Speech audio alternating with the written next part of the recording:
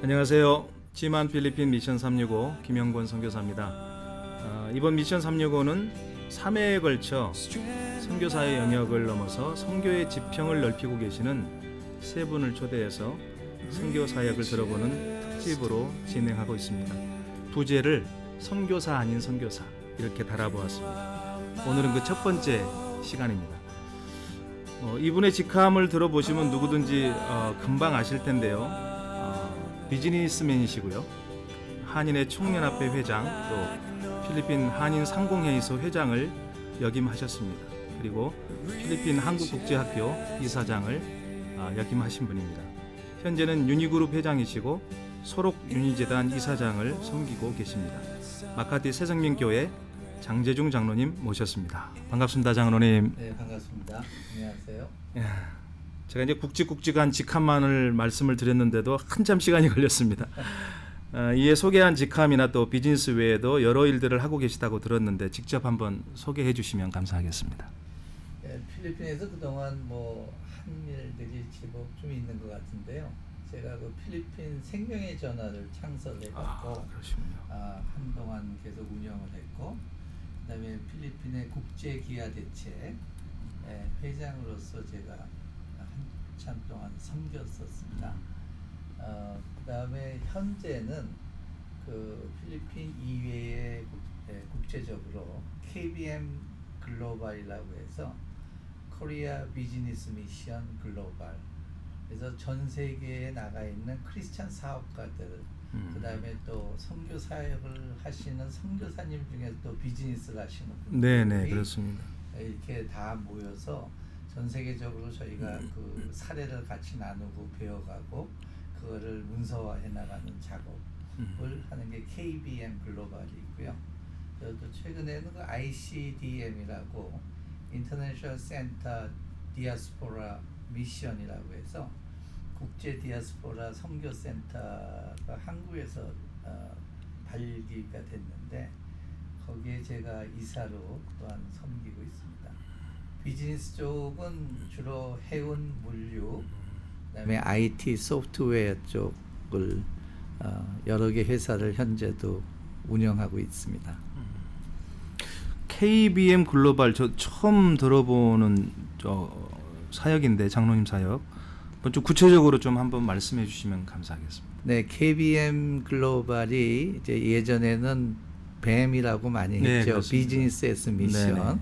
근데 비즈니스가 그냥 선교를 위한 비즈니스, 그래서 뱀이라는 사역을 했는데 이제는 그걸 조금 넘어서 비즈니스 이스 미션도 되고, 그래서 지금 바로 비즈니스 미션으로 비즈니스 선교로 저희들이 그거를 통칭을 하는 그러한 무브먼트가 되겠습니다. 그래서 저희들이 KBM이 코리안 비즈니스 미션, 킹덤 비즈니스 미션으로 해서 저희들이 전 세계에 나가 있는 분들이랑 유대 관계를 갖고 매년 한 번씩 컨퍼런스도 하고 여러 가지 일들을 배워나가는 그러한 선교 활동이 되겠습니다. 필리핀에서는 대회가 있었나요? 컨퍼런스. 필리핀에서는 금년 2월 달에 전에 오셔서 했는 그 바교에서도 한번 했고, 제가 그때 마닐라에서 네. 마닐라에서도 했고요. 그래서 바교랑 마닐라랑 저희가 이제 이 KBM 글로벌을 한번 했습니다. 계속 매년 하실 계획이신가요?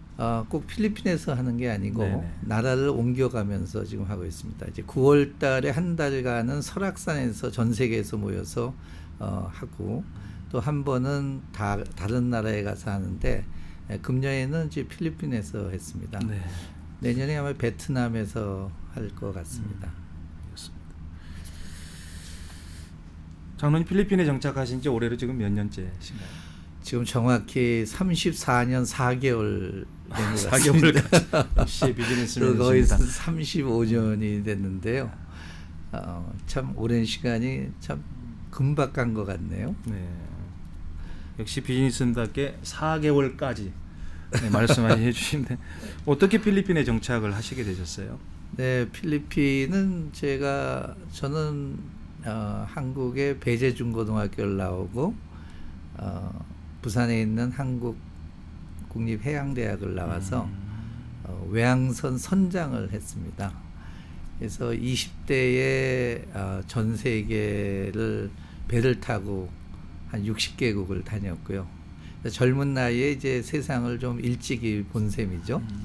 그러다 보니까 한국보다도 해외에 기회가 많다는 것을 좀 스스로 느끼게 됐고, 한국 사람 정도 되면은 해외 나가서 전혀 꿀리지 않겠다는 자신감이 좀 있었던 차에, 제가 그 84년도에 필리핀에 있는 프랑스 회사에서 저한테 함께 일을 했으면 좋겠다고 이 스카우트 제의가 와서, 제가 필리핀에 있는 프랑스 회사에 스카우트대 갖고 왔죠. 그래서 그 젊은 나이에 그때 한국 나이로 33살이었는데 제너럴 매니저로 여기 와서 그 회사에서 굉장히 장사를 잘했어요, 비즈니스를. 그러다가 86년도에 마르코스 그 떠나는 피플스 파워가 있으면서 회사가 문을 닫게 되고, 그 제 회사도 다 떠나고, 그때 이제 2월 달에 떠나면고 3월 달에 이제 제가 여기 남아서 지금 있는 유니십이라는 회사를, 제가 뭐 좋든 안 싫든 간에 제 회사를 차렸게 된 게, 그 회사가 벌써 이제 32년이 넘어갔네요. 그렇군요. 그래서 그 필리핀에는 돈을 벌러 왔습니다. 네, 돈을 벌러 왔는데 중간에 조금 이 방향이 조금 많이 바뀌어가지고 하나님께서 간섭을 해들으셨죠. 예, 참 만남이라는 게 중요한데, 저는 필리핀에서 그 필리핀 한센인들, 나 환자들 만나면서 제 인생이 터닝 포인트가 되고, 그때부터 이제 좀 남을 위한 삶을 살아야겠다는 쪽으로 제 개인이 변하다 보니까 제 회사도 변하고 주위의 많은 것들이 이제 변화되는 삶을 살게 됐습니다. 네, 뭐 그 이야기 계속 해보죠. 뭐 장로님은 이제 공식적으로 선교사 파송은 아직 받지 않으셨습니다. 그런데 활동하시는 모습, 또 페북 보거나 또 여러 가지 또 활동하시는 소문들을 듣다 보면, 아까도 제가 그렇게 표현을 했는데, 선교사 아닌 선교사로서 선교 사역들을 지금 왕성하게 해 가시는 것을 봅니다. 그 대표적인 것이 이 소록윤희재단 사역이 아닌가 싶습니다. 방금 한센인 이야기 하셨는데, 이 소록윤희재단이 어떤 이유로 조직되게 되고, 또 이 재단이 구체적으로 하는 일이 뭔지 좀 소개해 주시죠. 네, 제가 그 필리핀 한센인을 만나게 된 경위가 한국의 그 음성 나환자 정착촌 협회라는 게 있습니다. 그래서 소록도에서 치유된 그 한센인들이 자기 고향 근처에 가서 이제 모여서 살게 되는데, 국유지 같은데, 그게 한국에 108개의 음성 나환자 정착촌이 있었습니다. 거기에 각 정착촌마다 교회가 하나씩 있어요. 그 교회의 목사님들이 다 모인 거를 음성 나환자 정착촌 협의회라고 합니다. 그래서 전부 이 기독교 단체죠. 그래서 천주교 쪽에는 이런 게 별로 많이 없어요. 그래서 그분들이 모인 단체의 그 회장을 지내셨던 부산의 그 상해교회의 천대성 목사님이 계셨는데, 그분을 제가 만나게 된 게 이 제가 한센인 사역에 이제 코가 끼기 시작한 거죠. 그래서 제가 필리핀에 있으면서도, 필리핀에 뭐 여기 많은 교민들이 있지만은 지금 한센인들 사는데 가본 적들이 거의 없을 거예요. 어디에 그런 한센인들이 있는지도 잘 모를 거고. 그랬는데 제가 그분을 만나서 여기 처음으로 필리핀 한센인들 사는 데를 보게 되고, 국립나병원을 찾아가게 되고 하면서, 이제 제가 그 사역을 좀 도와달라고 그분이 시작을 해서 여기 달라라는 지역에 노스칼로간에 국립나병원이 있습니다. 거기 국립 한센병원에 사마리아 구라 선교회라는 것을 1980 6년도에 이제 저희들이 거기다가 이제 건물을 짓고 정부에서 이 나라 보사부죠.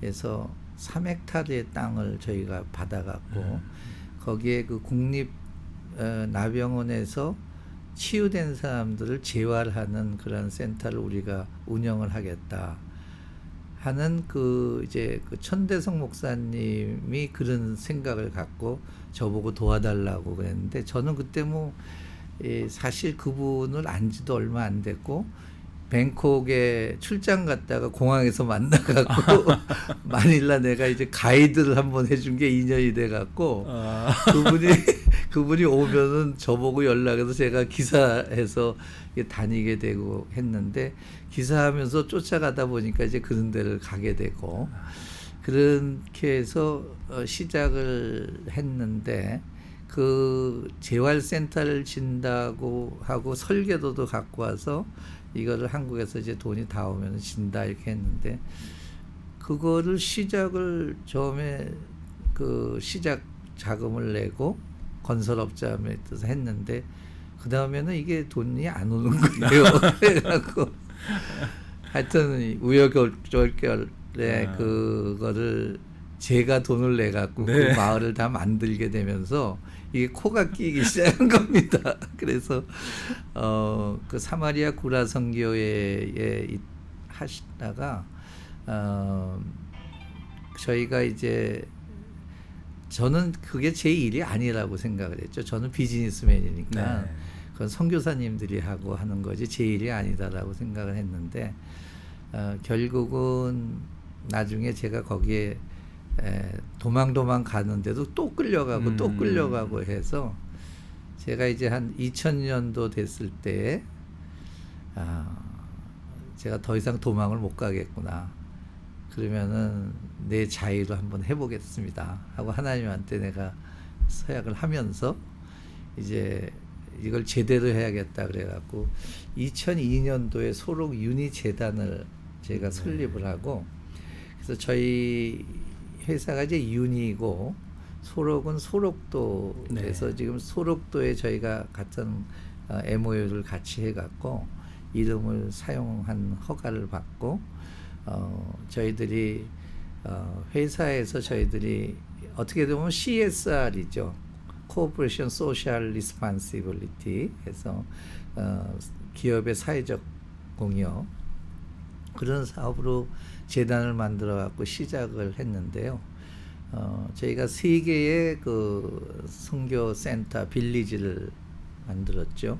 그래서 그쪽에 있고 캐선 프로빈스의 산안토니오라는 시에 저희가 15,000평 정도 땅을 사갖고 아예 빌리지를 조성을 해서 여기 한센인들을 이제 그쪽으로 이주시켜서 저희들이 자체적으로 벌어먹고 살게 그래서 집을 주고 그 다음에 이제 뭐 양계, 돈, 양돈 여러 가지 일들을 시켜서 저희들이 이주해서 이제 매년 20%씩 지원금을 끊어 나가서 6년에는 이제 자립을 하는 그런 프로그램으로 갔고요. 그 다음에 민다나오의 잠보안가에 저희들이 모슬렘 나환자들을 해서 저희들이 지금 한 800명 정도 거기에 같이 있습니다. 그래서 거기에는 저희들이 그 잠보안가에 그 옛날에 갔더니 길거리에 이게 땡깡땡깡 하면서 지푼이 쫓아다니면서 그 구걸하는 앵벌이들이 많이 있더라고요. 네. 근데 그 앵벌이들을 보니까 걔네들이 어디서 왔나 보니까 이 모슬렘 나환자 이 집단촌에서 온 거예요. 그래서 걔네들을 짜쳐서 가서 보니까 그 잠보안가에도 국립나병원이 있습니다. 필리핀에는 전국에 국립나병원이 8개가 있어요. 한국에는 하나밖에 없잖아요. 소록도에 국립나병원이 하나 있는데 그 국립나병원에서 치유된 그 모슬렘 한센인들이 나가서 살 수 없으니까 병원 땅이 굉장히 넓어요. 그 병원 땅 한 구석에 그냥 집성촌을 이루고서 너무너무 가난하게 살더라고요. 거기를 가게 돼서 그쪽에 있는 그 모슬렘 이제 거기가 모슬렘 마을이기 때문에 모슬렘 지도자한테 우리가 마닐라에서 이런 한센 사역을 하는데 우리가 여기도 좀 돕고 싶다. 그래서 뭐를 도와주면 좋겠냐 했더니 하루에 한 끼밖에 못 먹는다고 쌀을 도와달라 그러더라고. 그래서 거기 저희가 갔다가 와서 한 3개월 지났는데 계속 그 부담감이 생겨갖고 다시 잠번가를 가서 네. 이제 저희가 쌀을 좀 도와주겠다. 그러다 보니까 아이들이 전부 길거리 부모들이 한센인들이 뭐 돈벌이가 없잖아요. 그러니까 아이들 전부 구걸하는 앵보이로 해가고 걔네들이 벌어온 돈 갖고 먹고 사는 거예요. 그리고 집도 뭐 대나무에 담요 하나 걸쳐 놓는 이런 집들이고. 그래서 제가 아이들을 공부를 시키면 좋겠다.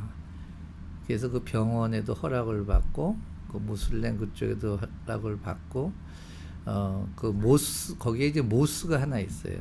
그 자기네 예배드리는 그 모스 옆에 땅이 좀 있어서 거기다가 우리가 좀 유치원부터 지으면 좋을 것 같다 했더니 거기서 허락을 해줘서 제가 이제 제일 먼저 가서 한 게 그 아주 빈민층 막 쓰니까 모스도 다 쓰러져 가는 거예요. 그래서 제가 제일 먼저 한 게 모스를 다 고쳐줬어. 그래서 안에 타일도 다 붙이고 창문 달고 페인트 칠하고 바닥 타일도 깔고 너무 좋아하는 거예요. 거기 이맘이랑 그 마을 지도자들이. 그래서 이제 그 옆에 우리가 이제 유치원을 줘갖고 아이들을 이제 킨더부터 시작해갖고 했는데 지금 10년이 됐습니다. 거기는 11년이 됐는데 지금은 그 잠보안가에 그 앵보리가 없어요. 그리고 거기에서 있던 애들이 약 270명 아이들이 거기서 지금 대학을 간 애들이 15명이고 전부 다 거기 이제 우리 나와서 옆에 있는 국립 초등학교랑 네. 저희들이 MOU를 해갖고 유치원 끝나면 그쪽에 가고 학교에다가 우리가 돈을 줘서 이 간식을 만들어서 애들 먹이게 하고 하는 그런 사역을 하면서 지금 아이들이 굉장히 이제 컸고 그 다음에 그 마을이 전부 모슬렘 마을이었는데 저희들이 한 3년 동안 아무 얘기도 안 하고 그냥 가리키고 도와주고 했는데 4년째 되는 여름 방학 때 애들이 너무 할 일이 없는 거예요. 거기에. 그래서 여기 여름 성경학교를 한번 하면 좋을 것 같다 해서 성경학교를 한번 했더니 폭발적으로 인기가 있는 거예요. 그래서 그거 끝나고 나서 4년째 이제 계약하면서 우리가 우리 학교에서 예배를 드려보면 어떨까. 그래서 4년째 저희가 학교에서 이제 그 필리핀 그 무슬렘 따오석 말을 하시는 필리핀 목사님을 하나 구하셨고 학교에서 우리가 예배를 주일날 드리기 시작을 했어요. 처음엔 아이들 놓고 하고 했는데 지금은 약 35% 정도가 저희 주일날 예배 드리고 아멘. 예, 그다음에 65%는 그 모슬렘에서 아직도 그 모스에서 있고 둘이 아주 굉장히 화합을 잘해요. 가끔 저희 모슬렘 이맘이 와서 우리 예배 드리는데 와서 기도도 해주고 하는데 아주 공존을 이렇게 하면서 이제 아이들이 우리 그 사역을 통해서 전부 교육받고 이제 제대로 커가니까 아마 그들도 크리스찬이 저렇게 하는 거구나 하는 부분이 돼서 그래서 지금 그 사역은 뭐 꾸준히 계속 하고 나가고 있어. 잠보안가 시에서도 굉장히 관심이 많고 굉장히 좋은 모델이 아닌가 생각을 합니다. 아, 네, 제가 볼 때도 이건 상당히 그 연구할 만한 가치가 있고 네. 좋은 선교적 모델이 될 수 있다고 생각되어지는 것이 보통 우리가 좀 예전에 뭐 캐톨릭이긴 하지만 십자군 전쟁 같은 그런 과오들도 있었지 않습니까? 이제 이교도들에 대해서 무차별적으로 예수 믿으면 살려주고 안 믿으면 죽이고 하는 이런 아주 적대적 관계, 이렇게 이제 극단적 선교를 할 때가 있었거든요. 지금도 사실은 이제 특별히 이제 근본주의적 신앙, 특별히 이제 그런 신앙에 깊이 뿌리 내리는 분들일수록 좀 과격한 부분이 있어서 물론 이슬람은 뭐 이슬람도 마찬가지죠. 근데 결국 그 적대적 관계로 가는 경우가 많거든요. 그리고 선교하기 위해서 대단히 담대함은 있지만 거기다가 교회를 직접 먼저 세우는. 이제 그래서 결국은 갈등이 먼저 진리를 알기 전에 예수 그리스도의 사랑을 알기 전에 갈등부터 먼저 생겨나서 결국은 뭐 전쟁도 일어나고 그렇죠. 이런 것이 있는데 장로님 모델 같은 경우는 아까 내가 좀 깜짝 놀랐어요. 모스크 사원도 수리해주고 물론 뭐 신앙 때문에 하신 게 아니라 선교적 차원에서 이제 그들과의 관계 때문에 하신 거라고 하는 저는 이해는 합니다만은 오히려 그런 것들이 그들의 마음을 움직이고 열게 만들어지고 오픈 마인드가 되어지게 되고 그리고 그들에게 베풀어지는 그런 어떤 사랑의 행위들이 결국은 그들의 마음을 녹아내려서 이제 그리스도에 대해서 저도 알게 만드는 이런 과정이. 저도 이 선교는 복음을 전하려면 먼저 친구가 돼야 된다고 생각을 해요. 그런데 어떻게 친구가 돼야 되느냐 하는 거는 그들의 방식을 우리가 동의를 하고 함께 해줄 때 친구가 되는 거거든요. 내 걸 주장하는 것보다. 그래서 친구가 돼야 그 사람이 하는 말도 좀 귀들여 듣고 그렇습니다. 하지 그렇지 않으면 뭐 그냥 여기서 듣고 일로 나가는 그런 거니까. 그래서 우리가 사실 3년 동안 한 번도 복음 얘기도 안 하고 크리스찬이라는 얘기도 안 했죠. 그들은 우리가 크리스찬인 줄 알거든요. 당연히 알고 있고. 그래서 사실 저는 개인적으로는 이 크리스찬 기독교는 종교라기보다 삶이 아니냐는 생각을 많이 하고 있고요. 그래서 그런 어프로치가 과연 좀 중요하지 않는가 하는 생각이 듭니다. 예, 아주 선교 전략에 대한 얘기까지 나가는 것 같습니다.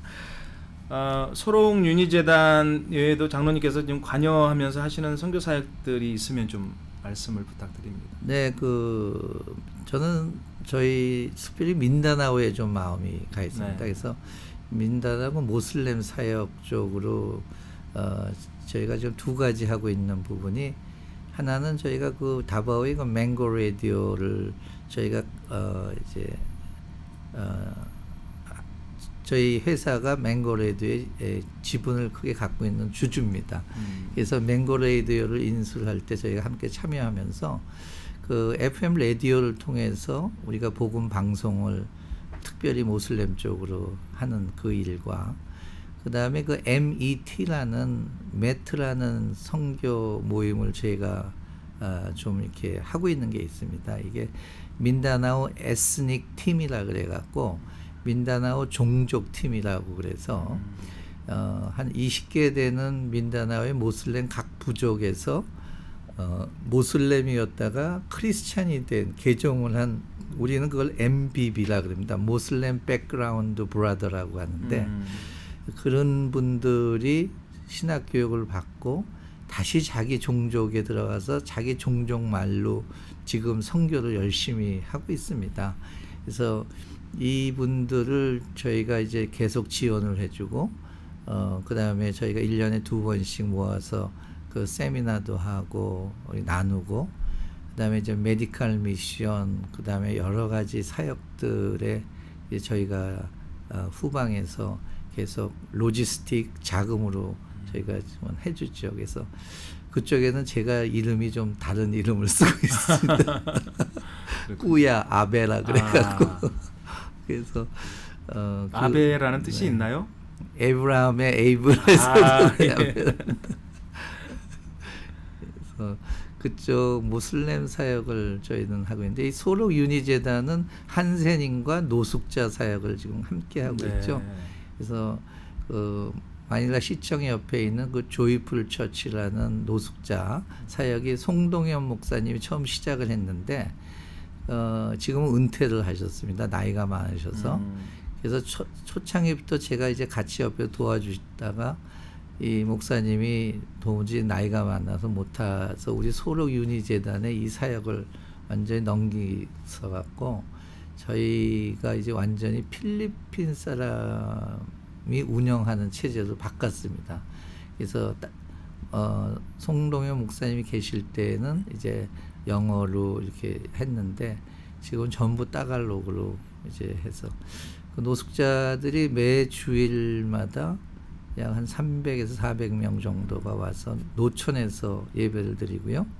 마닐라 SM 옆에 시청 옆에 오후 1시 반부터 5시까지 합니다. 그래서 저희 한인 자원봉사자들이 매주 나와서 햄버거를 약 한 1000개 정도를 네. 굽고 필리핀 의사분들이 메디칼 선교를 거기 메디칼 치료하고 또 한국 분들이 이제 이용 머리를 잘라주고 그 시간에 또 이쪽에 예배를 드리고 해서 이게 전체 한 3시간 프로그램으로 지난 20년 동안 한 주도 안 빠지고 이게 지금 진행이 되고 있는 조이풀 처치라고 저희들이 하고 있는 노숙자 교회 사역을 저희 소록 유니재단에서 지금 하고 있습니다. 이야기를 듣다가 참 제게 감동이 왔습니다. 이런 활동 또 공로를 인정받아서 노무현 정부 때는 우리 장로님께서 이제 국민 포장, 그리고 작년 2017년도에는 문재인 정부 때에는 대한민국 정부로부터 자랑스러운 재해동포로 선정이 되셔서 대한민국 국민훈장 받으신 걸로 제가 알고 있습니다. 이 시간에는 나 이런 사람이야 이제 피할 시간이에요. 구체적으로 또 이 상이 어떤 사람에게 주어지는 건지 또 어떤 성격의 상인지 저도 잘 모르겠어요. 네. 포장이 뭔지 훈장이 뭔지 네. 일반 사람들이 잘 모르는 저도 네네. 잘 몰랐는데요. 이걸 받게 되면서 우리나라에는 그 일반 국민한테 군인한테 말고 국민한테 주는 상에 이제 건국 훈장이 있더라고요. 네. 그거는 이제 건국에 대한 거니까 일반 사람들은 이제 건국대로고 그다음에 제일 높은 게 이제 국민 훈장, 그다음에 국민 포장, 그다음에 대통령 표창, 네. 그다음에 국무총리 표창, 장관 표창 이렇게 이제 돼 있는데 그 국민 훈장도 5가지가 있습니다. 그래서 무궁화장, 모란장, 동백장, 목련장, 석류장 있는데 이게 어떤 사람한테 주냐면은 정치, 경제, 사회, 교육, 학술 분야에 공적을 세워서 국민의 복지나 국가 발전에 기여한 공적이 뚜렷한 사람한테 네. 국가가 주는 훈장이죠. 근데 그 이제 훈장 전에 이제 포장이라는 게 있습니다. 그래서 그거는 한 단계 이렇게 밑인데 그것도 똑같이 훈장처럼 이렇게 주는데 이름이 포장이더라고요. 네. 그래서 그런 포장 제도가 있고 그 밑에 이제 대통령 표창, 대통령 상인데 일단은 훈장이나 포장은 대통령이 국가를 대표해서 이렇게 전달하는 그런 상황이 돼 있습니다. 그러니까 훈장, 포장, 그다음에 이제 표창, 이렇게 하는군요. 국민훈장을 포장해서 주는 포장이군요. 네, 받으실 만하다고 생각이 들고요. 네. 또 우리 크리스찬들에게 귀한 기감이 또 되어 주시는 것 같습니다. 물론 우리 선교사님들 또 사실 대사들이죠. 전 세계에 나가서 가장 먼저 각 나라를 개척하고 또 그 나라들을 알아가고 또 대한민국 정부가 또 진출하는데 많은 또 역할들을 우리 선교사님들이 사실 하신 것인데요. 대표로 우리 장로님이 받으신 겁니다. 그런 것 같습니다. 네네. 요즘 장로님 사역 중에 크게 어필되고 있는 것 중에 하나가 이제 현지 법률, 여기 필리핀에 대한 법률 강의, 또 자문 사역이라고 생각되는데 선교사들에게는 이제 종교법인이나 비영리법인 조직과 관리에 관해서 또 세미나도 하신 적도 계시고 또 우리 요즘에 한인교민들에게는 이제 창업과 관련된 그 법률 강의 자문들을 하고 계시는데 이 부분이 좀 설명이 필요한데 왜 중요한지 이 정말 필요하고요. 이 자문을 해주시면서 특별히 좀 보람됐던 대표적인 사례가 있으면 좀 소개도 해주시고요. 그리고 이제 필리핀 현지에서 사역하시는 선교사님들과 창업을 하려는 우리 교민들에게 꼭 이 법률에 관해서 꼭 해주고 싶은 말씀이 계실 것 같아요. 사실 이 법률에 제가 기업을 하다 보니까 법률과는 떨어질 수 없다는 그렇죠. 것을 알게 됐습니다. 그래서 사람이 태어나면은 의사가 필요하지만 기업이 태어나면은 변호사가 필요하구나 하는 것을 알게 됐고요. 제가 한인 회장을 하면서 많은 우리 교민들이 법률을 몰라서 이 필리핀에 많이 좀 어려운 일을 당해도 억울함을 어디 풀 데가 없는 그런 게 많이 봤고, 특별히 제가 상공회의소 회장을 하면서 네. 이게 우리 교민 사회에도 법률 회사가 있어야 되겠다는 생각을 해서 그때 당시 제가 법률 법인을 하나 만들었습니다. 그래서 필리핀 변호사 5분을 제가 모시고 저는 인베스터가 되고 그분들은 이제 파트너들이 돼서 가라이 앤 어소시에이션이라는 그런 법률 사무소를 만들었죠. 그래서 그 어떤 무슨 일이 있으면 제가 그 법률 사무소를 통해서 자문을 받고 제가 한인 업체들한테도 자문을 해주고 교민들한테 자문을 해주면서 제가 뭘 알아야 뭘 해줄 거 아니에요. 그러다 보니까 옆에 저를 자문해주는 그 이제 변호사들이 많이 생기니까 그런 일들이 좀 수월해지더라고요.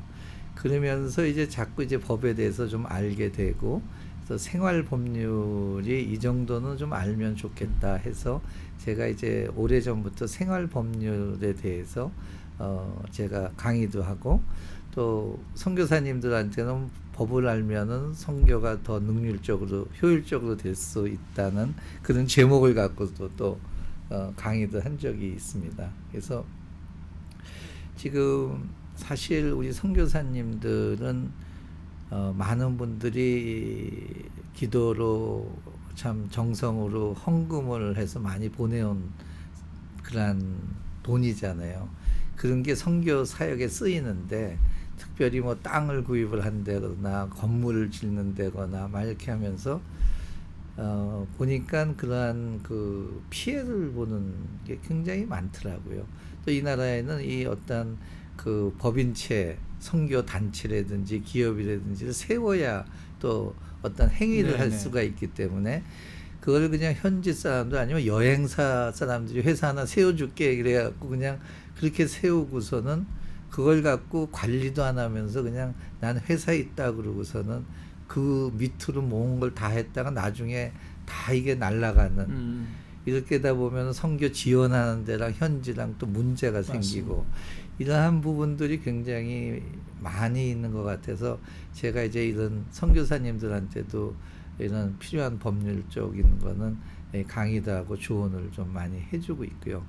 특별히 창업을 할 때에 어떻게 해야 된다는 부분도 이제 해주는데, 많은 분들이 이제 무조건 회사를 세우고서는 뭐 일을 해야겠다고 하는 그게 순서가 좀 바뀌어야 된다. 내가 무엇 때문에 회사가 필요한지를 확실히 정하고 거기에 맞는 옷을 만들어 입어야지 옷부터 입고 몸을 갖다 끼우면 안 된다. 여태까지는 그 옷을 만들어 놓고 몸을 갖다 끼우는 부분이 대단히 굉장히 많았어요. 근데 이제 필리핀도 갈수록 외국에 대한 제한이 조금씩 풀리기 시작을 해서 지금 많이 바뀌어가고 있는 상황이기 때문에 우리가 법을 알면은 자기 하는 사업이나 일이 굉장히 많이 편해질 수가 있는데, 모르다 보면 그냥 거기 좀 안다는 사람 한마디에 그냥 이게 코가 끼어가고 끌려다니는 일들이 굉장히 많습니다. 특별히 뭐 로이어가 한마디 이러면은 그냥 그게 다 법인 줄 알고 다 거기 꼼짝을 못하는 경우가 많기 때문에 우리가 조금 법을 알면은 어떤 변호사가 얘기해도 그거 아닌 것 같은데라고 얘기할 수 있는 최소한도의 그런 지식이 있으면은 좀 반박을 하고 바른 길로 나갈 수 있는 부분이 좀 많이 있는 것 같아요. 그래서 사실 이 선교사님들이나 우리 기업들에도 먼저 물어보고 했던 사람들은 지금 다 괜찮게 일을 하고 있는데, 그냥 무턱대고 시작했던 분들이 이제 뒤처리를 이제 부탁해 온 일들이 많이 있죠.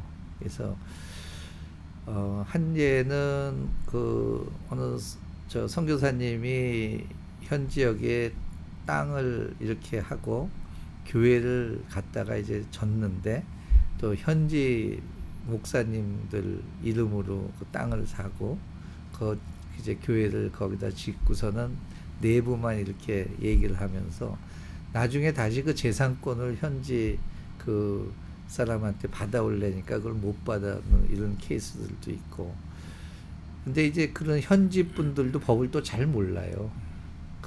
이게 필리핀 현지 분들도 사실 법을 이렇게 잘 모르거든요.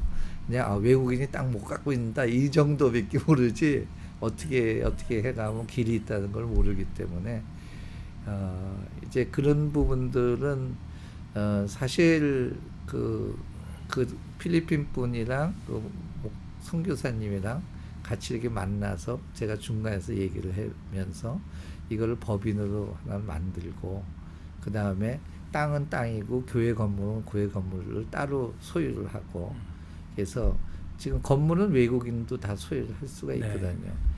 이제 이러한 부분들이 합의가 돼 갖고 이제 다 뺏길 거를 이게 다시 교회도 찾아온 분들도 계시고 그래서 그러한 부분들은 사실 어려운 일이 아닌데 첫 단추를 잘못 낀 경우들이 많아서 사실은 선교사님들이 처음 할 때 법률적인 자문을 좀 먼저 구하고 돈을 쓰기 시작하면은 나중에 좀 어려운 일을 안 당하지 않겠나 하는 생각이 듭니다. 네네. 사실은 이 외국에 정착하는 데 있어서 그 나라의 법을 알고 그 법에 맞도록 그 법을 지키면서 살아가는 것이 대단히 중요한데 사실 몰라서 못 지키는 경우가 많거든요.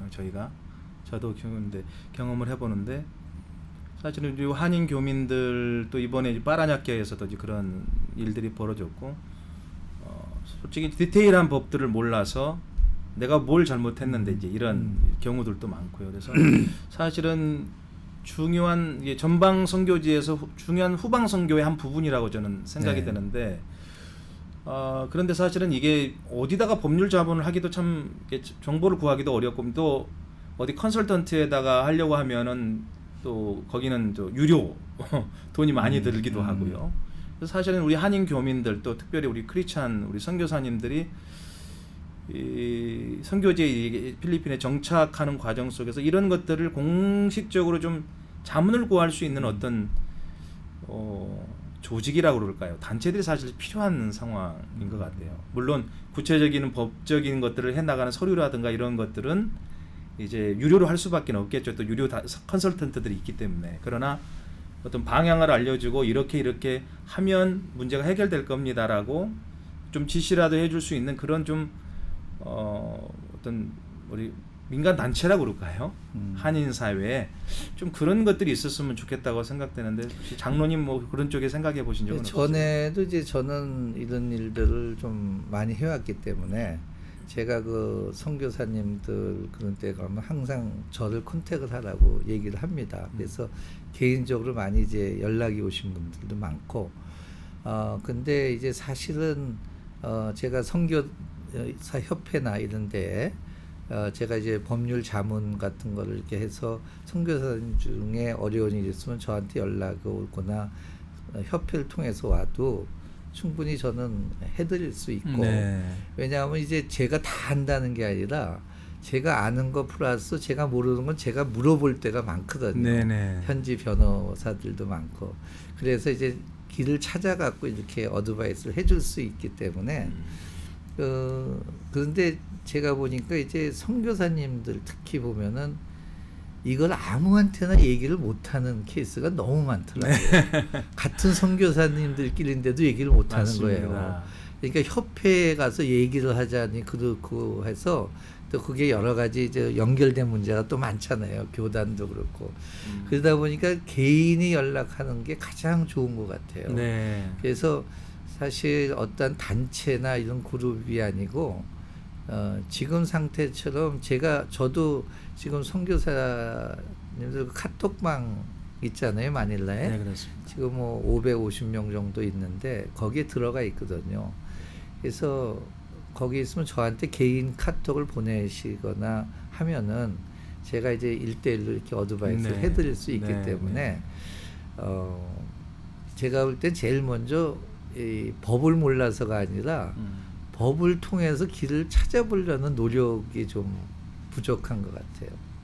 그래서 그렇게 한다고 하면 저는 뭐 충분히 우리 선교사님들한테 제가 법률 자문은 충분히 해드릴 수 있습니다. 네, 이 방송을 듣고 계신 우리 필리핀 우리 선교사님들 예, 잘 들으셨으리라고 생각합니다. 부담 갖지 마시고 우리 장재중 장로님께 예, 어려운 부분 문의해 주시기 바랍니다. 근데 특별히 처음 시작할 때 자문을 받는 게 좋습니다. 네.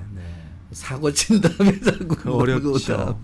시작할 때 한번 자문 받아보고 방향을 알고서 이렇게 가면은 더 좋을 것 같아요. 근데 사실은 몰라서도 자문을 못 구하는 거거든요. 질문을 하라고 그러는데 우리가 보통 세미나 때도 이렇게 보면 질문하라고 하는데 몰라서 질문을 못 할 때가 많습니다. 네. 그런 것처럼 예.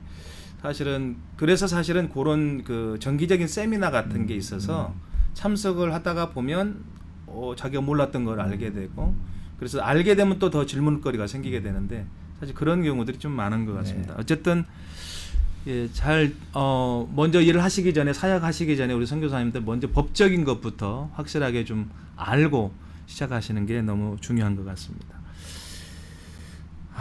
장로님 평소 좌우명이 있으신가요? 또 가장 좋아하는 하나님 성경 구절 말씀. 네, 저는 있으시면. 마태복음 6장 33절 너희는 먼저 그의 나라와 의를 구하라 그리하면 이 모든 것을 너희에게 더하시라 하는 이 말씀을 항상 붙잡고 있고요. 무슨 일을 하기 전에 제가 이게 하나님이 기뻐하실 일일까? 그래서 우리가 창세기 1장 31절 제일 마지막에 보면 하나님이 다 이제 아담 이브 다 해놓고 참 매우 참 보시기에 좋았다. It's very good. 네. 네, 보시기에 참 좋아하시더라는. 저는 살아가는 제 자세가 하나님이 보시기에 기쁜 모습으로 살아가면 그걸로 끝이다라고 저는 생각을 해요. 그래서 이제 하나님이 보시기에 기쁜 모습으로 어떻게 사냐. 이제 마태복음 6장 33을 보면은 먼저 그의 나라와 의를 구하는 일.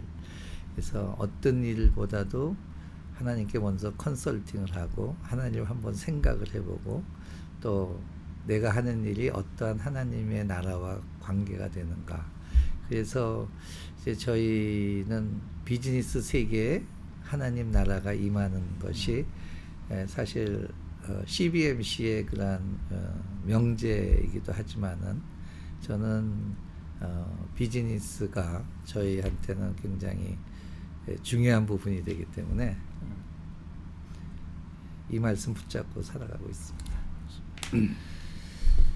기도 제목 있으시면 한번 3가지만 나눠주시면 좋겠는데요. 개인 기도 제목, 또 사업 기도 제목, 또 선교 사역 지금 하고 계시는 사역을 위한 기도 제목 있으면 나눠주십시오. 저 개인 기도 제목은 이제 그때마다 좀 틀리지만은 최근에는 저는 조국 대한민국이 항상 좀 걱정이 됩니다. 그래서 조국 대한민국이 계속적으로 하나님의 사랑을 받는 나라가 되게 또 우리 한민족 특히 남북으로 나눠진 한민족이 지금은 통일이라는 것보다도 우리가 남과 북이 형제가 회복이 돼야 되지 않는가 하는 생각이 듭니다. 그래서 남북의 우리 한민족이 형제가 회복이 되게 사실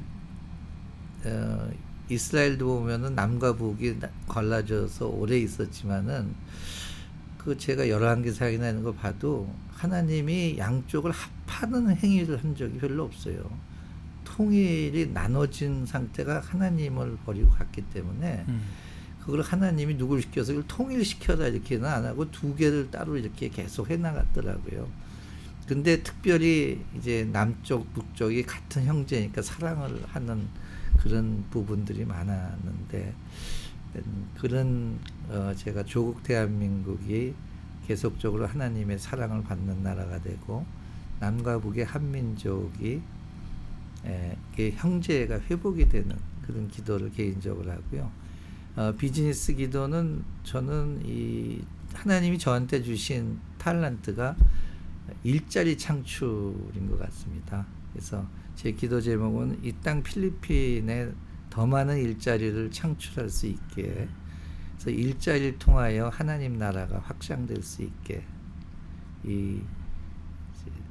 저는 이제 매년 1월 달 되면 하나님 금년에 제가 일자리를 몇 개를 창출해야 되겠습니다 하는 그런 거를 하는데, 제가 금년 시작할 때 10개 일자리를 놓고 기도를 했는데 금년에 벌써 80개가 됐어요. 그래서 생각 밖으로 이렇게 일을 많이 주시고 있어갖고 그다음에 선교 기도 제목은 소록 유니재단을 통해서 우리 필리핀의 소외된 이웃들에게 예수님의 사랑이 전달되는 일이 계속되고, 특히 민다나오 무슬림 지역에 예수님을 영접한 자들이 더 많이 나와서 자기 부족에게 복음을 전하는 그 메신저가 되는 그런 일을 좀 하겠습니다.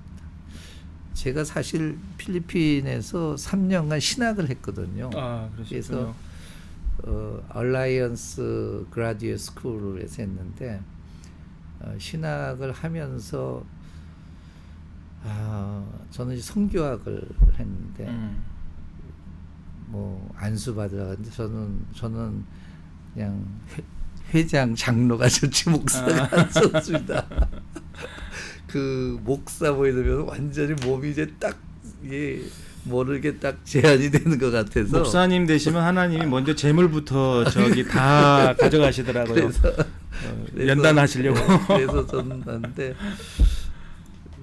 신학을 하면서 제가 느낀 게 왜 하나님을 학문으로 만들어 놓고 이렇게 고생을 시키나 하는 생각을 했어요. 하나님은 하나님이어야 되는데 왜 학문으로 이렇게 놓고 이랬다 저랬다 하면서 여러 사람의 의견이 갈리고 막 하면서 또 뭐 파가 생기고 자꾸 이러는데 이것도 좀 아닌 것 같다는 그러한 좀 생각을 했습니다. 예. 사실은 신학은 필요 없는 건 아닌데 너무 요즘은 저희가 그런 이야기도 합니다. 뭐냐면 신학 교수님들 성경 몰라도 신학할 수 있다. 왜냐하면 신학책을 가지고 신학 서적만 읽어도 신학을 가르칠 수 있기 때문에 그런 문제들도 많이 있고, 사실은 신학이 이제 교파주의 신학을 가르치기 때문에 성경을 제대로 통전적으로 이해하지도 못한 상황에서 신학교 들어가서 너무 교단 신학 또 교리를 공부하다 보니까 그 프리즘이 그 안경을 쓰고 이제 성경을 바라보기 시작하는 거예요. 교리. 그래서 이제 교파주의를 극복하지 못하는 이런 문제. 그래서 제가 요즘에 이제 시작한 게 제 인터뷰 방송은 아니지만 통전적인 성경 통독 읽기, 낭독하자. 낭독 선교회를 지금 시작을 해서 지금 계속 돌아가면서 한 달마다 한 번씩 지금 진행을 하고 있습니다. 장로님도 기회 되시면 한번 참석을 해주시면 좋겠습니다. 네, 마지막으로 우리 이번 특집 방송은 사실은 우리 CTS 조이 필리핀 그리고 우리 지만 방송이 다른 방송이지만 또 크리스찬 미디어 방송으로서는 또 같은 길을 가고 있거든요. 그래서 저희가 협력해야 될 거는 협력해야겠다. 그래서 사실은 초창기 때 시작을 했다가 도중에 또 일들이 있어서 중단을 했다가 다시 이제 저희가 함께 협력할 수 있는 사역이 무엇이냐 했을 때 이제 지만 필리핀과 함께 요 인터뷰 방송 미션 365 방송을 같이 이제 쉐어링하고 또 함께 협력할 수 있는 미디어 사역들은 협력하자고 지금 이제 시작을 하고 이제 특집으로 우리 장로님 일탄으로 모신 겁니다. 감사합니다. 지만 필리핀 방송 또 우리 CTS 우리 조이 필리핀 방송 위해서 축복의 말씀 또 격려의 말씀 있으면 나눠주시죠. 예, 지금 세대는 이 방송이 옛날보다도 더욱더 중요한 세대로 돌아가겠고, 또 아까도 우리가 법을 몰라서 질문을 못한다는 말씀하신 것처럼 우리가 이런 소식을 못 들으면은 전혀 어디 움직이지를 못하고 그 생각조차도 그쪽 방향을 못 하잖아요. 근데 이 GMN 방송을 통해서 전 세계의 많은 분들의 그냥 하나님이 그분들을 통해서 이루어진 이러한 일들을 저쪽 땅끝 다른 쪽에 있는 사람이 듣고 나도 저렇게 하면 되겠구나 하는 이런 챌린지도 주고, 그 다음에 또 자기를 돌아보면서 또 반성도 하고 하는 이러한 이 미디어라는 힘은 굉장히 중요한 것 같습니다. 그래서 이 지맨이나 조이 필리핀이 이 방송을 통해서 하나님의 일하심을 많은 자들에게 보여주는 것을 계속 축복하고 저희도 계속 후원하기를 바랍니다. 감사합니다. 네. 마태복음 5장 16절 말씀에 보면 이같이 너희 빛이 사람 앞에 비추게 하여 그들로 너희 착한 행실을 보고 하늘에 계신 너희 아버지께 영광을 돌리게 하라 말씀하셨습니다. 한 사람의 크리스천으로서 종교가 다양한 한인 교민들 안에서 또 피부 색깔 다르고 나라가 다르지만 저 무슬림 또 종교가 다른 저 무슬림 민다나오 땅 또 이 필리핀 현지인들에게 비즈니스맨으로서 모든 이들이 공감할 수 있는 또 사랑의 구제, 봉사활동, 착한 행실을 통해서 하나님의 영광을 드러내고 또 한 사람의 크리스천으로서 한인 교민 사회 안에서 또 한인회장, 상봉회의소 회장 그런 활동들을 통해서 선한 영향력을 끼치는 일들이 선교사역과 무관한 것처럼 보이지만 불신자들이나 타종교인들에게 기독교인들에 대한 좋은 이미지를 만들고요. 또 우리 교민들과 현지인들에게 그런 좋은 이미지를 심겨줘서 선교사님들의 그런 선교활동, 전도활동에 긍정적인 시너지 효과를 주리라고 저는 확신하고 있습니다. 선교사가 아닌 선교사로서 또 전방 선교지의 후방 선교와 같은 역할과 활동을 오랫동안 감당해오고 계신 장지중 장로님과 오늘 미션 365 함께 했습니다. 장로님 오늘 함께 해주셔서 대단히 감사합니다. 네, 감사합니다.